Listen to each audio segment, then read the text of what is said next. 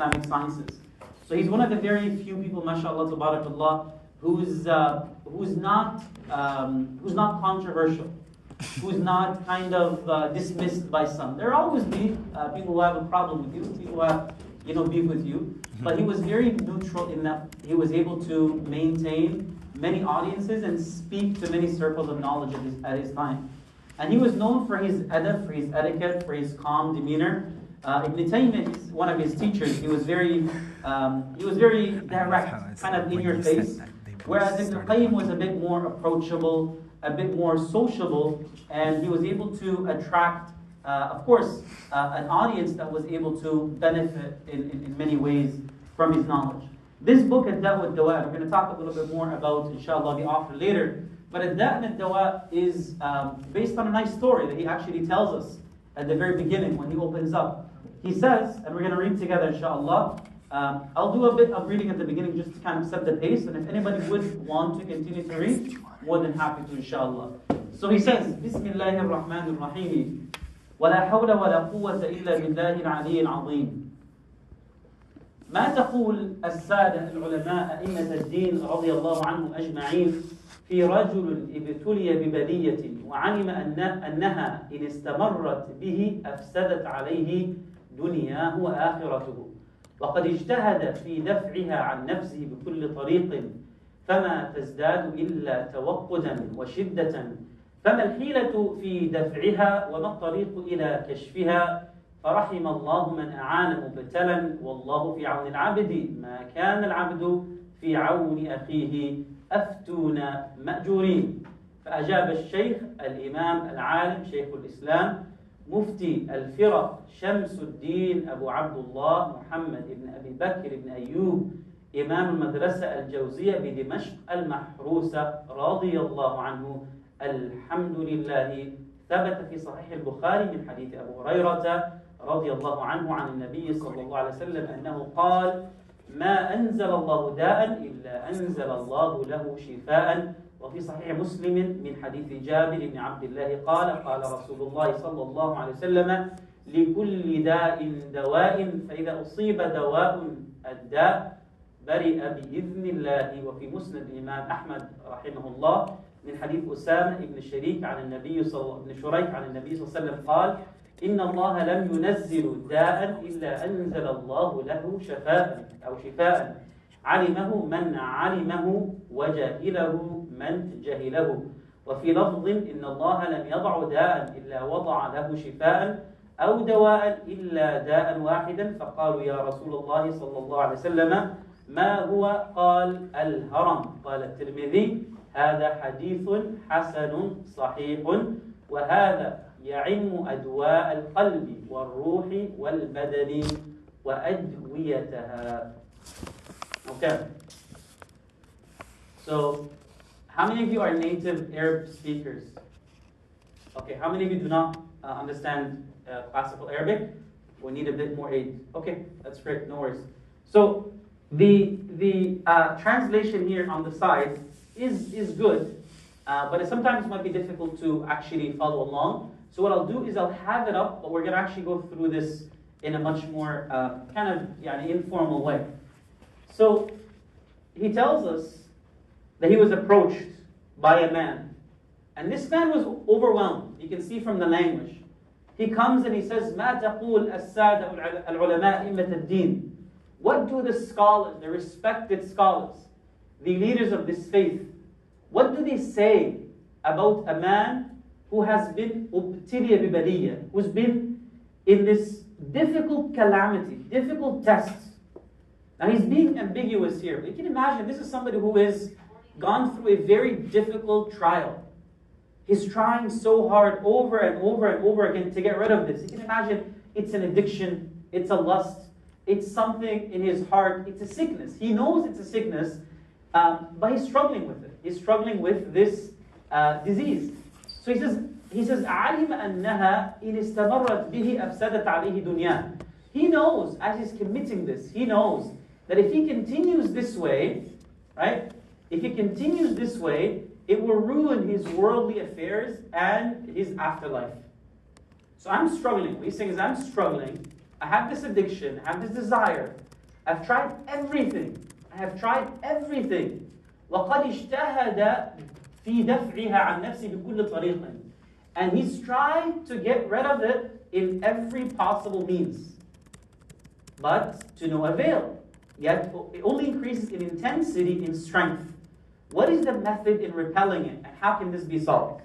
So he's saying that, subhanAllah, in certain readings, in certain psychological readings, they say that if you have an addiction, and if you keep fighting the addiction, even in fighting the addiction, if you make it the center of your focus, if you make the addiction the center of your focus, you actually only fuel that addiction because you're giving it power over you. So that's what he's saying, is that I've tried everything, but it seems that the more I throw at it, the more that I embolden it, and the more that it overcomes me, the more that it becomes more powerful over me. So what is it? What do I have to do? What can I do to get rid of this sickness, to get rid of this disease? And so the author decided to write a book. And he called it Ad-Da' wa Dawa, the disease and the cure. That's the short version, right? Does anybody know what the long version of the book is? Okay, I have some chocolates here, I brought them. So I'm going to leave that as an open-ended question, inshallah. Whoever answers it first, you get a chocolate, right? But stay focused with the lecture. Just keep it as a note, inshallah. You can look it up later. We have until the end. So he decided to write this book. And in writing this book, he's answering the question. And in answering the question, he's going to be very methodical. He's going to start with what does it mean to think about illness and sickness from an Islamic point of view? And what resources and sources do we have to kind of aid that discussion? Now let's jump straight into it, inshallah. What does he say? He says, فَأَجَابَ الشَّيْخ. He responded. And mashallah, he gives the full name here is mentioned so that we know who the author is, right? And we know his position in Damascus. He was, of course, a very important scholar. He was a jurist. He was a faqih. He was kind of considered to be the grand mufti at the time of Damascus.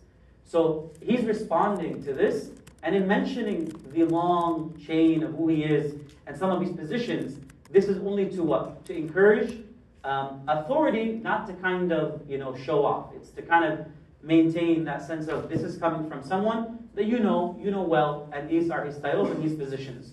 So he first starts by being very positive, and he mentions the hadith of the Nabi sallallahu alaihi wasallam. Look, ما أنزل الله من داء إلا وجعل الله له دواء ما أنزل الله داء إلا أنزل له شفاء إلا أنزل له شفاء.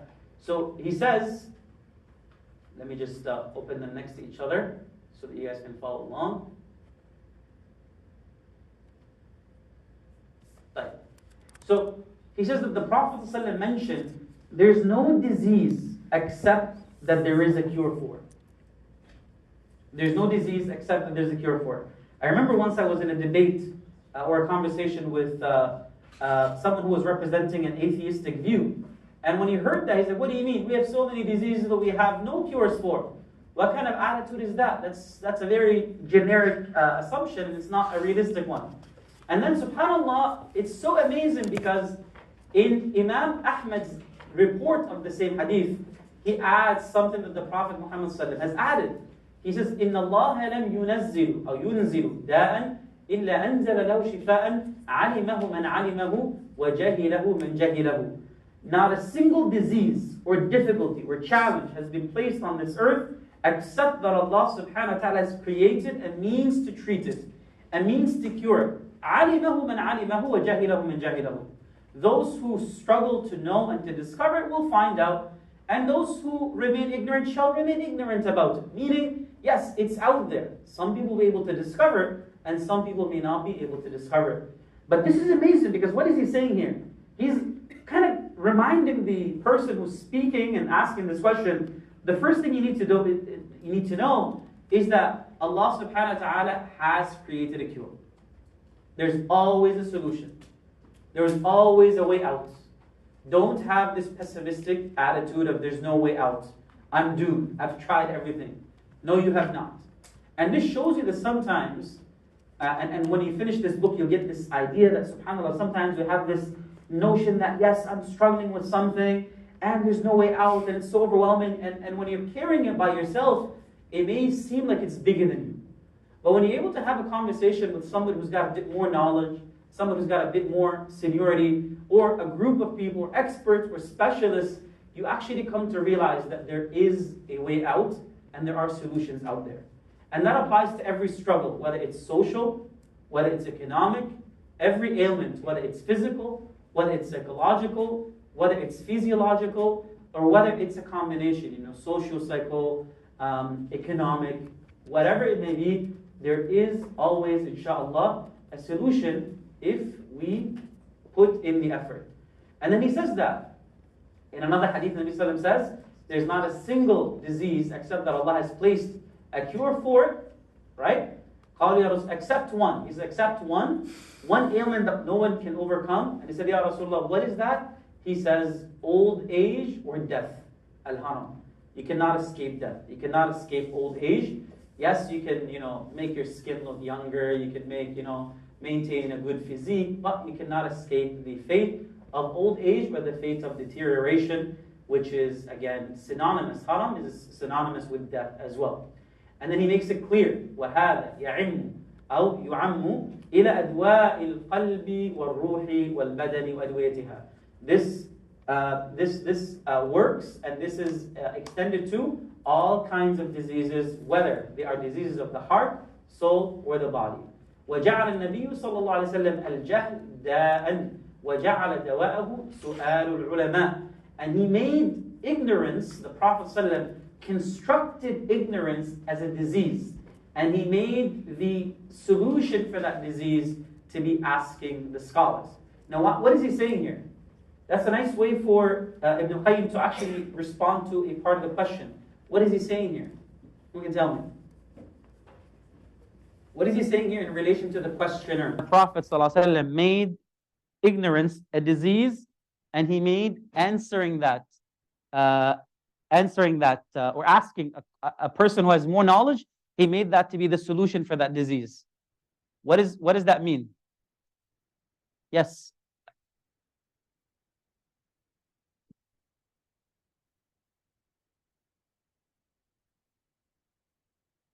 Yes. Okay. Sorry? Yeah. So you can put it that way, but I think again it's very similar to what he's saying. What he's You want to give it a try? Questioner Hope is saying that you're already on the right track in some sense. Beautiful. That's a great way to put it. Did everybody hear that? He's basically giving him hope by saying ignorance in itself is a disease, and the way to cure it is by asking. So you've already taken the first step by asking, because now you have opened up yourself to knowledge, and that will get rid of or remove the ailments or the diseases that you have, and among them is ignorance. Right. And then he mentions a beautiful hadith of the Nabi Sallallahu Alaihi Wasallam that is mentioned by Jabir ibn Abdullah. خرجنا في سفر فأصاب رجلا منا حجر فشجه في رأسه ثم احتلم فسأل أصحابه فقال هل تجدون لي رخصة في التيمم؟ قالوا ما نجد لك رخصة وأنت تقدر على الماء. فاغتسل فمات. فلما قدمنا على رسول الله صلى الله عليه وسلم أخبر بذلك فقال قتلوه قتلهم الله ألا سألوا إذ لم يعلموا فإنما شفاء العي السؤال إنما كان يكفيه أن يتيمم ويعصر أو يعصب على جرحه خرقة ثم يمسح عليها ويغسل سائر جسده فأخبر أن الجهل داء وأن الشفاء أو شفاءه السؤال.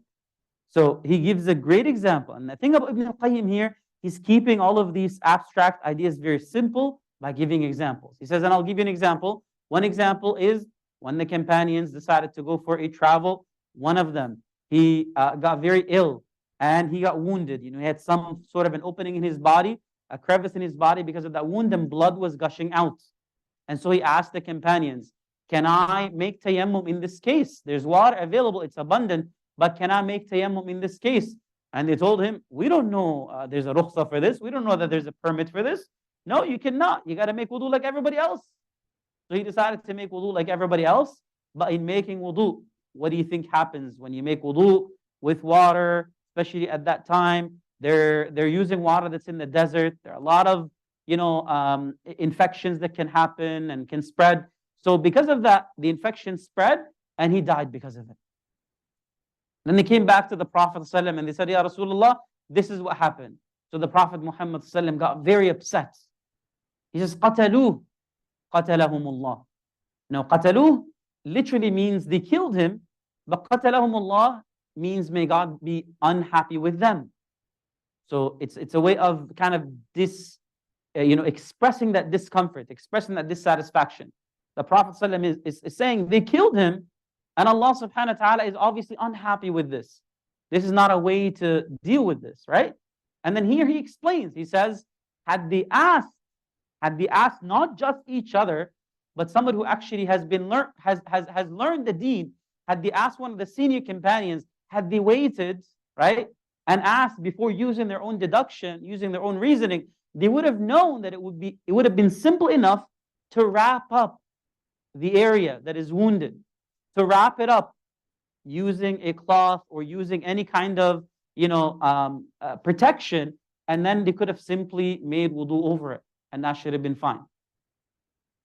Now this becomes an important hadith in a lot of medicinal situations, and it's used by the fuqaha to talk about when you wipe over a cast, when you wipe over an injury that you have, when you wipe over even some form of water resistant situations in some circumstances. And then of course it's usually brought up in the hadith about wiping over the socks, wiping over the shoes. All of these are related. But if you don't know, your knowledge can actually, or your ignorance of that knowledge can actually be destructive. So Ibn al-Qayyim is saying, here's a good example of the extent to which knowledge can be a disease, ignorance can be a disease, because it can actually lead to people losing their lives. And he gives you that one example and he jumps, he moves on. He doesn't drag into, unnecessary conversations. And he mentions that the evidence for this is in the Quran. Allah subhanahu wa ta'ala mentions, right, that Allah revealed the Quran and it has shifa and rahmah lil mu'mineen. فإن القرآن كله شفاء كما قال في الآية الأخرى فهو شفاء للقلوب من داء الجهل والشك والريب فلم ينزل الله سبحانه وتعالى من السماء شفاء قط أعم ولا أنفع ولا أعظم ولا أنجع في إزالة الداء من القرآن. And he says the first kind of cure to the diseases out there in totality, the thing that can actually cure you in physical ways, cure you in psychological ways, cure you in social ways, cure you in economic ways.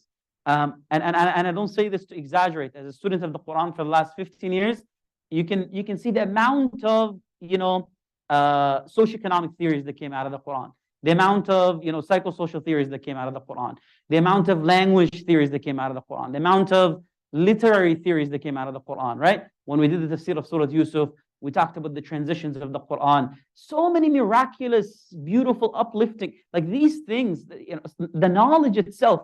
He's saying, subhanAllah, there's an element to disease which is going to be removed through knowledge, removed through faith, removed through iman, removed through yaqeen, conviction, removed through awareness, removed through a connection with Allah subhanahu wa ta'ala, removed through you being connected and understanding the Quran. And he mentions that the Quran itself makes that very clear, because Allah mentions throughout, هَذَا بَيَانٌ لِلنَّاسِ, it is a clarification. Yes, it clarifies many things that people misunderstand, but it is shifa, rahmah lil mu'mineen. It is a healing. It is a form of mercy for the believers. وَلَا يَزِيدُ الظَّالِمِينَ إِلَّا خَسَارًا. Now, he mentions another example, another story. And in the story, again, very quickly, we're not going to read through all of it, but the idea is that the companions themselves, they came to a group of people, a tribe, when they were visiting. And when they were visiting, one of the leaders of that tribe got very sick, even though they refused, the hosts refused to basically give space and welcome the guests. Imagine some of the tribes are traveling, and they're traveling at this time for the sake of, some of them are traveling for the sake of business, and some of them are traveling for the sake of teaching Islam and going to other tribes.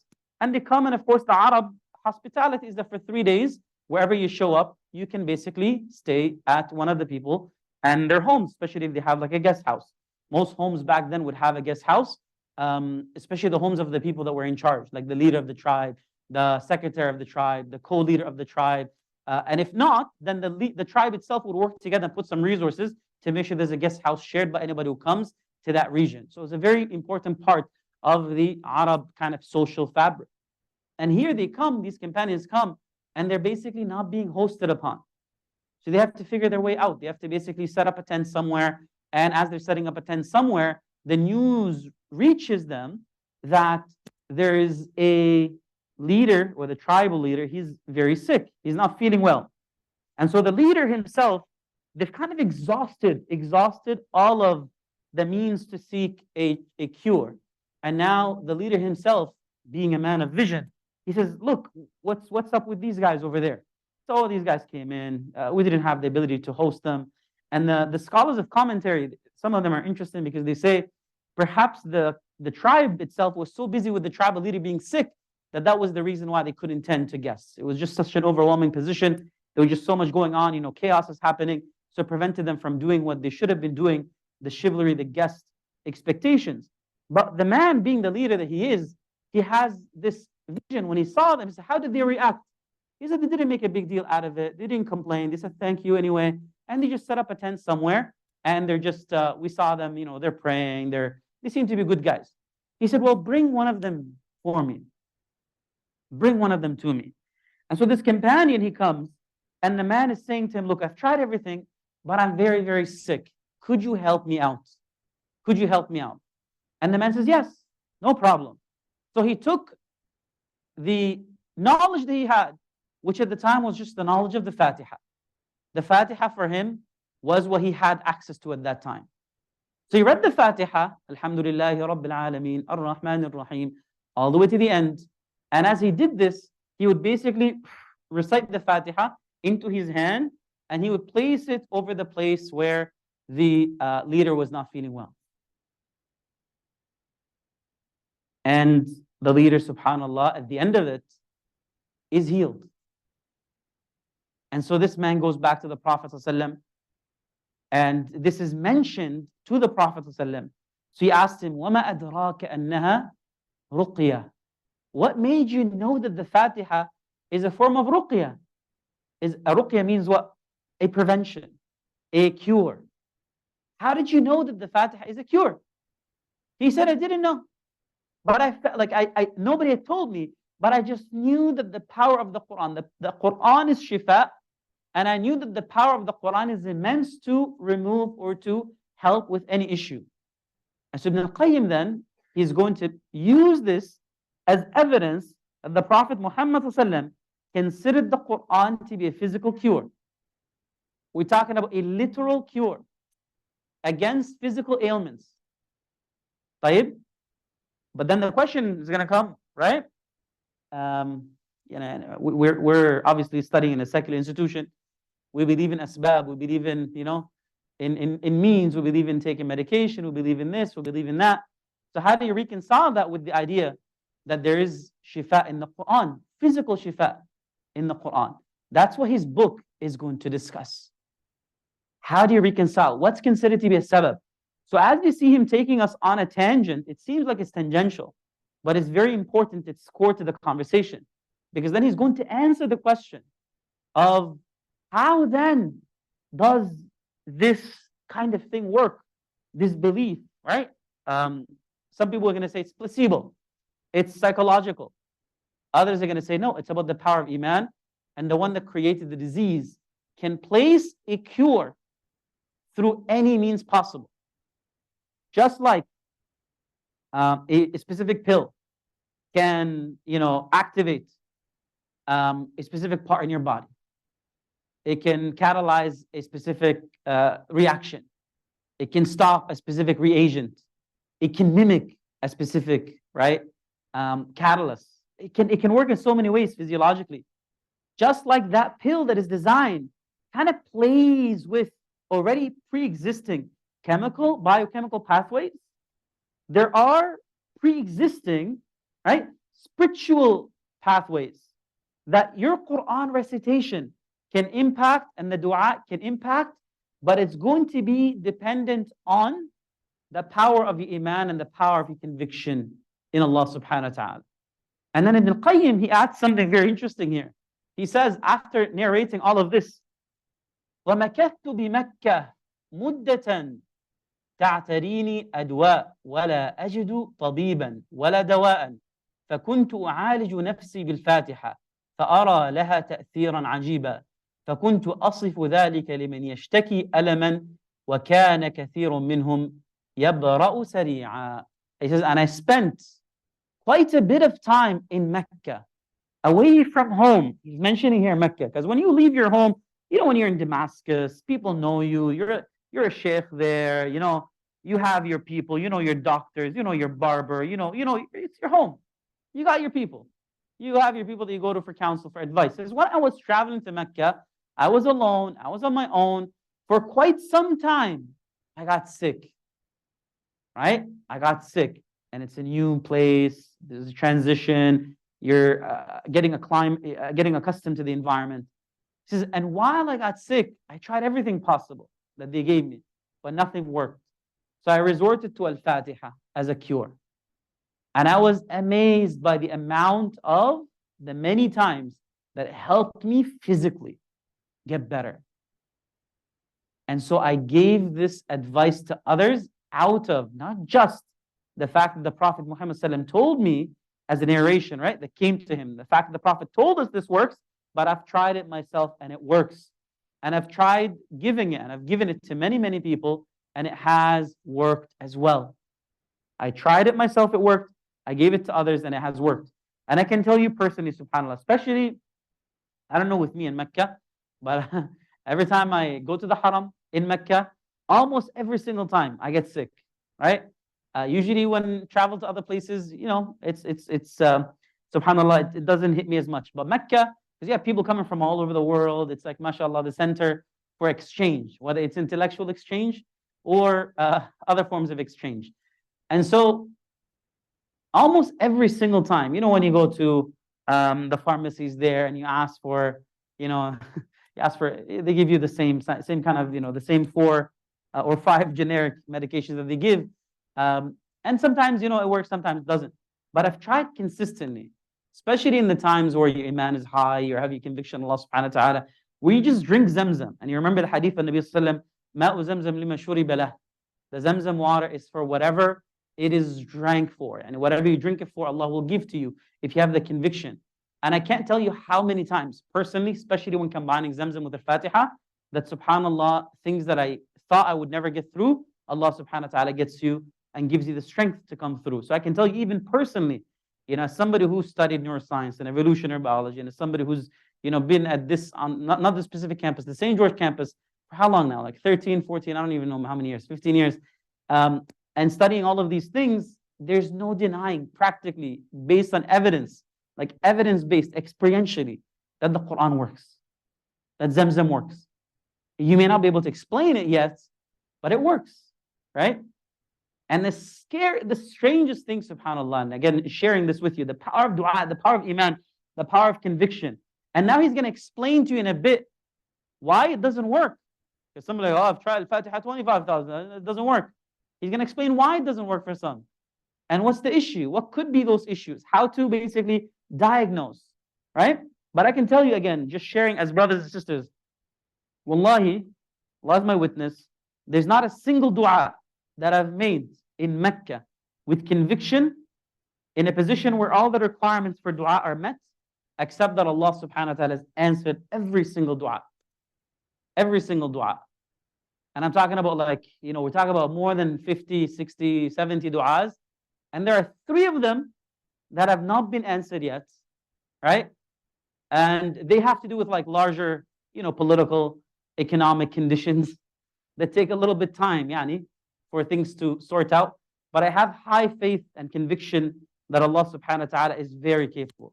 Because once you live that experience, nobody can take it away from you, right? Once you live that experience, no one can take it away from you. Let me give you an example, right? Just so that we're very, very like specific, okay? Because some people have like this abstract idea, and I think what makes this unique is that we can get a little bit more specific. How many of you guys know my marriage story? How many of you heard my marriage story? You've heard it? No? MashaAllah. Okay, somewhat. You remember? Okay, fine. It's a big, long, dramatic story.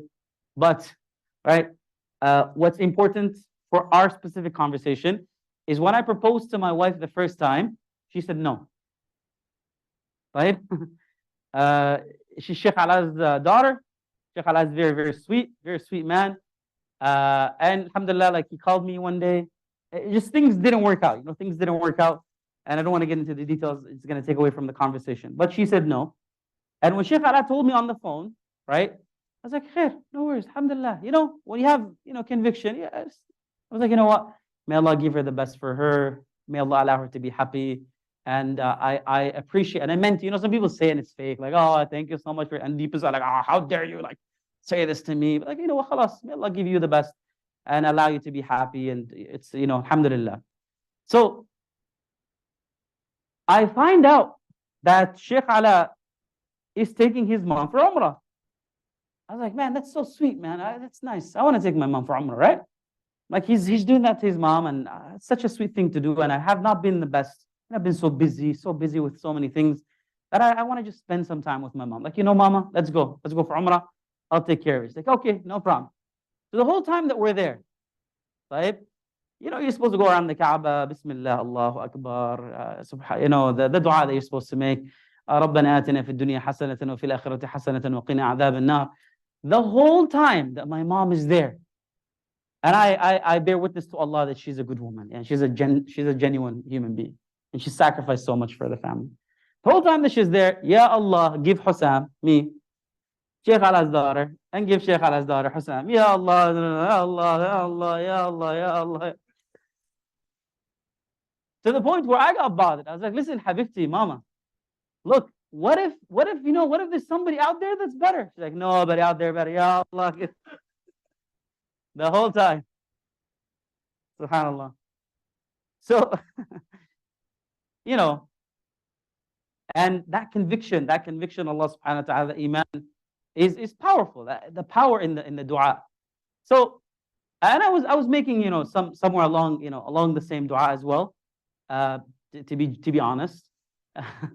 Sometimes like I would not, again, out of shyness with Allah subhanahu wa ta'ala, sometimes you add conditions, right?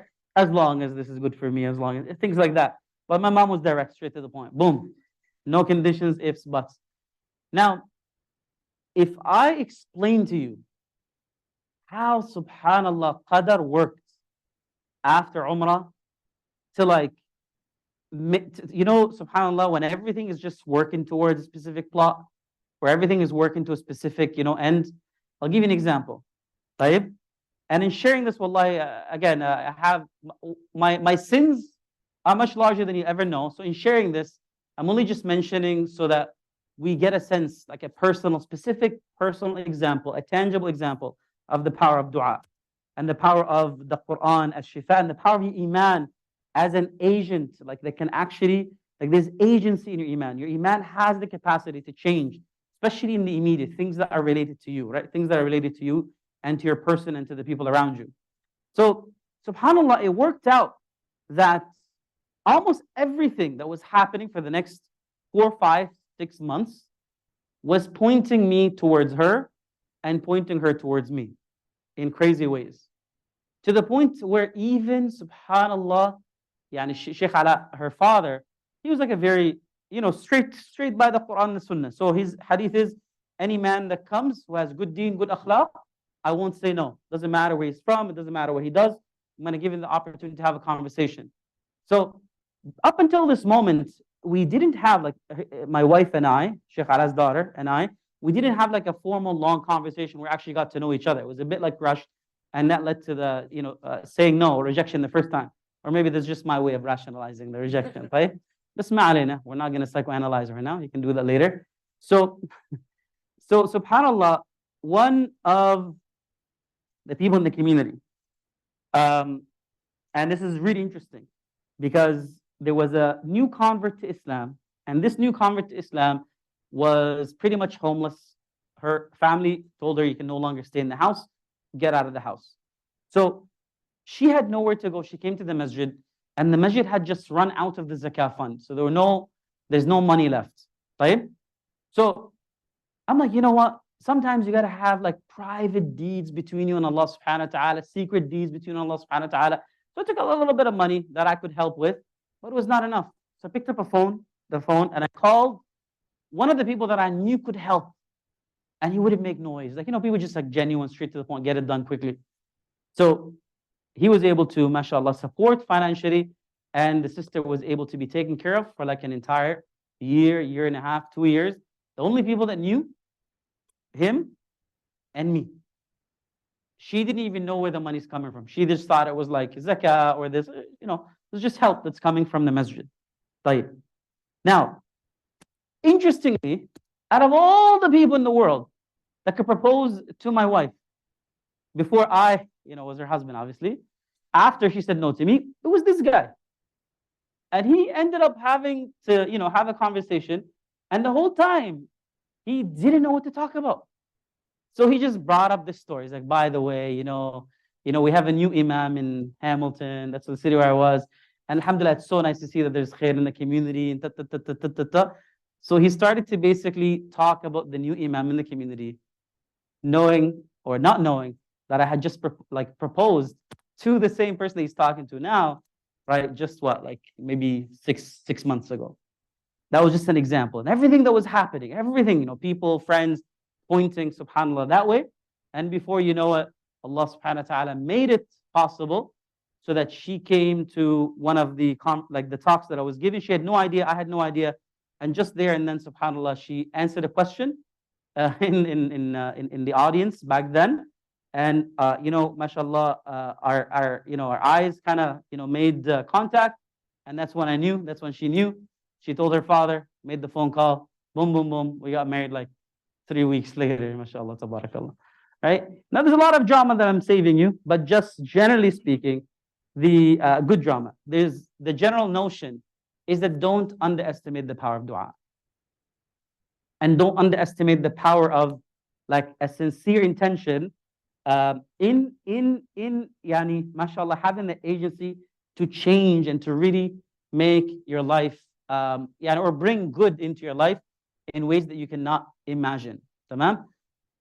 And here he says here, وَلَكِنْ هُنَا أَمْرٌ يَنْبَغِي التَّفَطُّنَ لَهُ. But here, there's a matter that needs to be understood. But it needs to be understood intuitively. Like you need to open up your intuition to understand how dua works. And here he explains, وهو أن الأذكار والآيات والأدعية التي يستشفى بها ويرقى بها هي في نفسها نافعة شافعة ولكن تستدعي قبول المحل وقوة همة الفاعل وتأثيره فمتى تخلف الشفاء كان لضعف تأثير الفاعل أو لعدم قبول المنفعل أو لمانع قوي فيه يمنع أن ينجع فيه الدواء كما يكون ذلك في الأدوية والأدوار الحسية فإن عدم تأثيرها قد يكون لعدم قبول الطبيعة لذلك الدواء وقد يكون لمانع قوي يمنع من اقتضائه أثره. All right, now this is really interesting. He says, however, there's a point that we need to be conscious of, right? And that is that the adhkar, the ayat, the ad'iyah that are going to be used for shifa and for ruqya, all of them on their own, right? They are on their own inherently beneficial and they have this remedial factor. However, they require acceptance from the place they're applied on and a discerning strength from the one who's applying them. So whenever the cure is delayed, it's either from a weakness in effect that the applicant has, or a lack of acceptance from the patient, or from a further strong preventative that blocks the remedy from having its effect, as the case with the physical medicines. So he's saying the place needs to be right, right? You can take a medicine, but you're placing in the wrong place. It's not going to work. So you need to make sure that the place is right, right? Meaning you yourself have to be ready to receive it. You have to open up. Like imagine if it's topical, right? When you study pharmacology Is this topical? Is this oral? Right? Do you apply it on your skin? Is it, where is it going to? So you have to make sure that the right cavity opens up. He's saying here, your heart is a cavity, right? Your heart is spiritual cavity. It needs to be open in order for the medicine, the actual effect to come in. And the desire from within you has to be real, has to be genuine. You believe in this has to be genuine, it has to be real. And at the same time, there cannot be a competing reagent. He's using words at that time from medicine, which shows you the extent of his understanding. There cannot be another competing reagent that is preventing the effect from taking place fully. Because you can apply something, but if you're applying it with another substance, it can actually compete. You can have this reaction that can basically prevent, it can limit it from actually having its effect. So he's going to use these three, right, concepts to talk about when shifa happens, when the Quran is able to touch, and when it's no longer possible.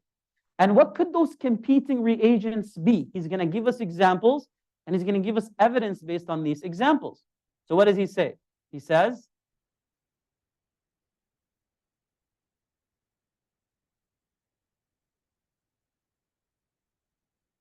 like, yes.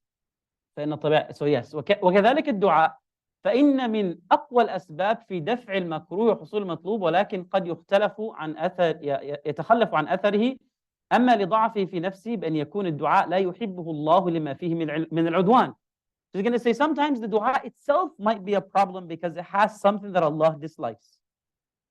So your dua, what you're asking for in dua, he's giving us an example of dua here. It could be something that Allah does not like. Ya Allah, destroy my neighbor's house. Allah's not going to answer your dua because it's udwan, this transgression in the dua. طيب? وإما لضعف القلب وعدم إقبالها على الله. Or the heart itself is not connected with Allah. So how can you invoke the power of Allah or have that genuine connection with Allah if your dua itself is coming from a heart that is far away from Allah? So it's not going to be able to receive that connection. فيكون بمنزلة القوس الرخوي جدا فإن السهم يخرج منه خروجا ضعيفا. It's like an arrow that is very weak, that is almost broken. So when you try, or like a bow that is very weak, and you're trying to use this bow to launch something, it's only going to come very weakly. It's not going to reach its target. Just saying your heart is like a bow, and the arrow is your dua. In order for that bow, or in order for that dua to reach, in order for that arrow to reach its destination, reach Allah subhanahu wa ta'ala, or be strong enough to be able to be accepted by Allah subhanahu wa ta'ala, it needs to be coming from a heart that is full of conviction. And the competing reagents, وإما لحصول المانع من الإجابة من أكل الحرام. The competing reagents could be eating haram, والظلم, transgression, right? ورين الذنوب على القلوب, and the hearts become engulfed in illness, in sins. وَإِسْتِلَاءِ الْغَفْلَةِ وَالسَّهْوِ, and then to enter the state of, where you're not present, you're not aware, you're in this ghafla, you're awake but you're sleeping, you're not present in the moment, you're not present with Allah. When you look at somebody like, oh, what happened to him, what happened to her? She's like a shadow of her former self. So something happened to that person where they're no longer there. The sins, the trauma, the problems of life have just gotten them to become bitter, to become hateful, to become vengeful. So he's giving us all of this, right? وَاللَّهُ وَغَلَبَتِهَا عَلَيْهَا. وَاللَّهُ, and then this lustful desire for entertainment, all the humor, all the jokes, when it becomes excessive, the things that you consistently watch, and all the things that it just takes you into a very different mindset. So he's giving us these competing reagents. If you want to look at them, the things that are going to prevent the shifa and the dua and the dhikr, but specifically the dua here, he's saying akl al-haram. He's giving us one by one, then he's going to give us the evidence. Eating haram.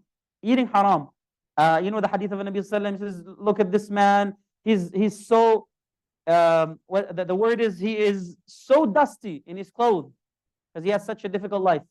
And he's begging, Ya Allah, Ya Allah, Ya Allah, Ya Allah, Ya Allah, Ya Allah, Ya Allah, Ya Allah, help me, help me, help me, help me.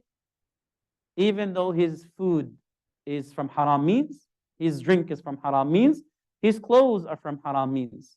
How do you expect Allah to answer his dua? So that's a competing reason that prevents the dua from being answered.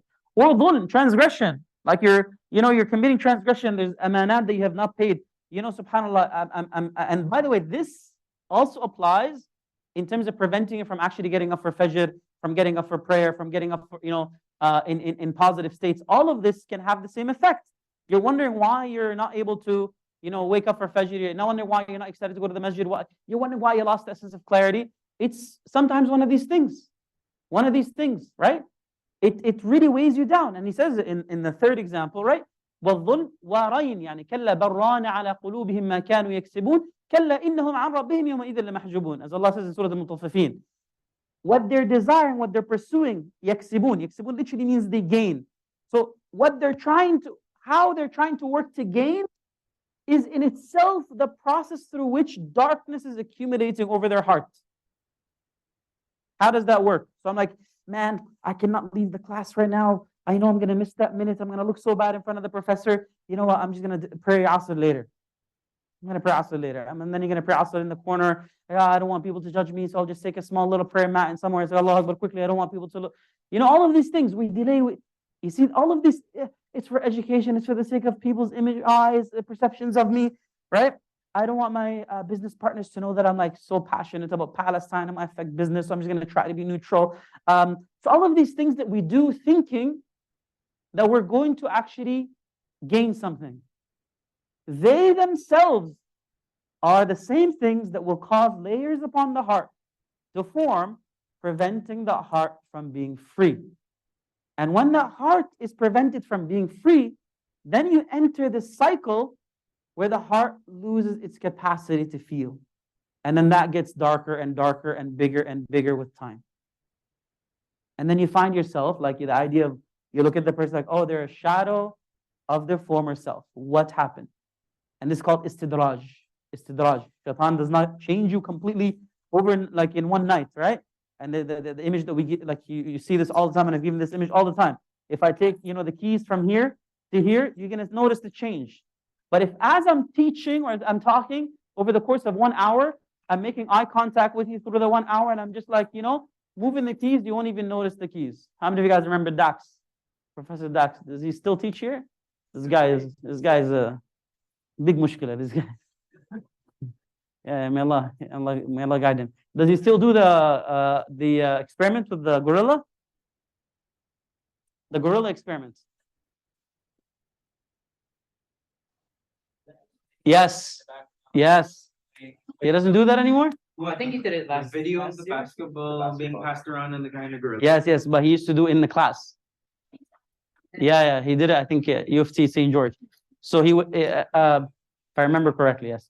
So he would actually teach the class. And there are videos of this, right? There are videos of this where you basically have the gorilla, right? Walk in the background, like make a few rounds, but it's so slow and there's a lot going on in the foreground that you don't even notice it. And then when it's pointed, you're like, whoa, there's a gorilla in the class. SubhanAllah, it's crazy. So it's the same kind of concept. Shaitan does that. Shaitan allows all of these changes happening to become in the background, distract you with something else, distract you with a pursuit, with a desire, with a goal, with the perception of a gain.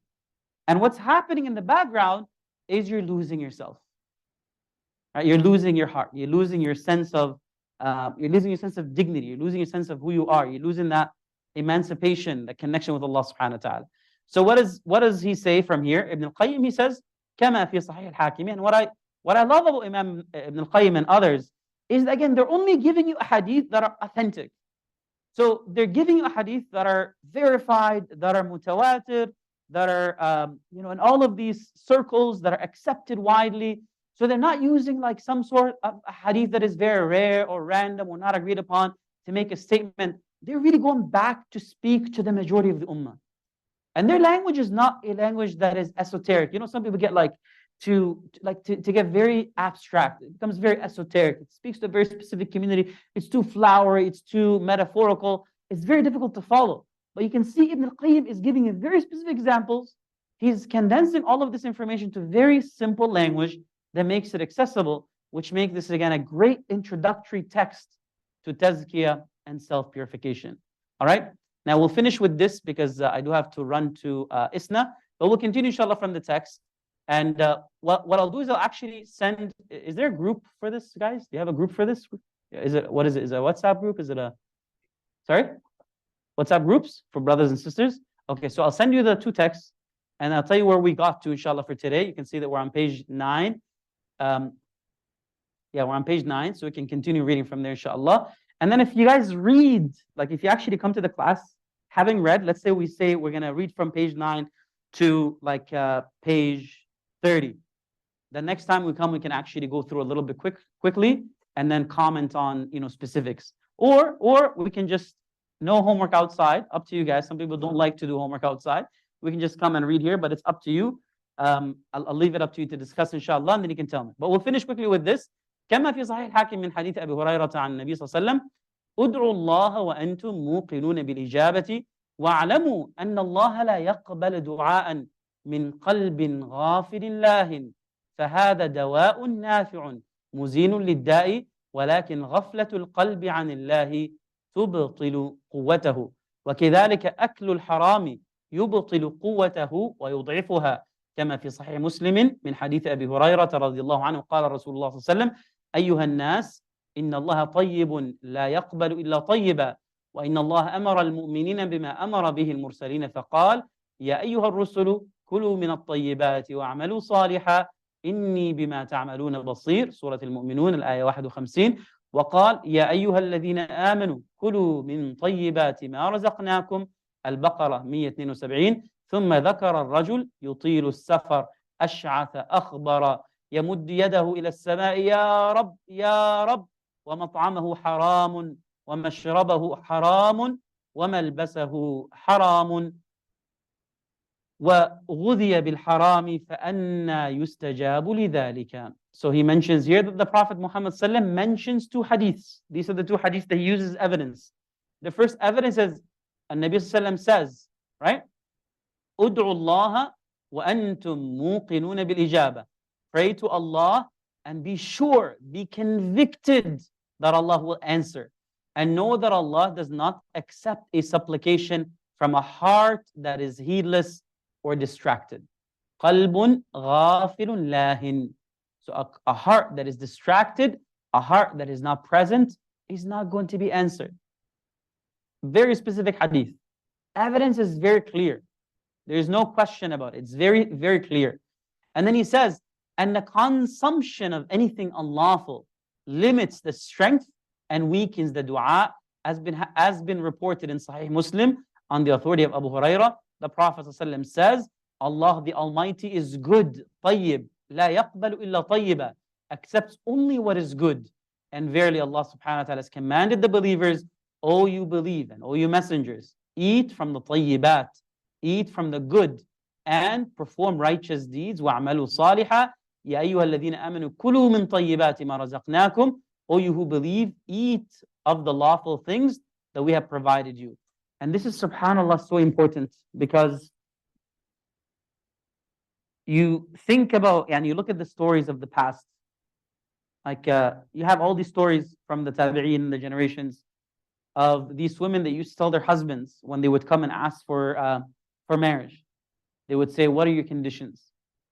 And then one of the things that you would see in these transmissions, narrations in terms of stories, they would say, one of my first conditions is under no obligation, under no circumstances, even if we're dying, even if our children are dying, even if there's nothing left in this world, except haram that you're going to put on the table or put into our stomachs, I will never accept it.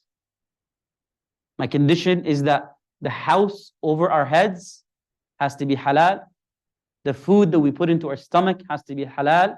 The drink that we put into our bodies has to be halal. And I absolve you of the pressure required or the pressure that is placed upon you that will force you to do haram, will force you to bring anything except that which is halal. You know, sometimes, it could be implicit, right? It could be implicit, it could be explicit. Like sometimes there's this notion that, families looked at, oh man, why are we living in such a, or maybe they're not say that, right? They're going to say, oh, the Oakville is such a nice area. Imagine if we had like a house on Lake Shore. Wouldn't that be nice? So the women of the tabi'een, they would consider that statement, especially if their husband's means were not of that capacity, they would consider that statement to be actually highly, highly disliked. And the ulama would consider that statement to be highly disliked. Because if your husband loves you enough, husband loves you enough, and that becomes like, guys are very goal-driven, and I don't want to generalize, but guys are very goal-driven. So if that becomes a very specific goal that you have in your mind, and that keeps being mentioned over and over again, not once, not twice, like many, many, many times, it can actually, in the attempt of the guy to try to impress, his wife or to make her happy, he can, get distracted or get lost in the process. So these women, before getting married, they would say, I never want to be that woman for you. I never want to be that person that takes away from Allah subhanahu wa ta'ala. So my love will never get, my requests, my expectations, socially, economically, financially, will never get in the process. Same thing with the guys. Like it goes both ways, right? So the idea of living within your means, accepting what has been given to you, and yes, working hard, but in halal, in lawful ways. You know how many haram ways there are, man, to make money? Oh, wallah, bro, if you want, I've seen a lot of things, yani, as imams, you see a lot of things. Once this guy, may Allah bless him, he came, and he came to the masjid, and he told me, Sheikh, here is a suitcase, it has $100,000. I need to make a halal. And he's a good guy, but he obviously, like, he has a bunch of friends that recently got, this was way back, but at that time, like recently at that time, got in some trouble, some of them passed away, some violence. So he's having like a moment of awakening. He doesn't know much about Islam, so he thinks like he come to the masjid, we'll read the Ayat al-Kursi on it, mashallah, transform. Here you go, Habib, it's halal, now you can use it. Doesn't work like that, right? But yeah, we'll finish with this inshallah. Income, water, food has to be halal. And that's one of the conditions of the dua being accepted, as you heard the hadith of the Nabi sallallahu alaihi wasallam. All right, may Allah bless all of you. May Allah give you Jannat Firdaus, Ya Rabb, Ameen. We'll see you next week.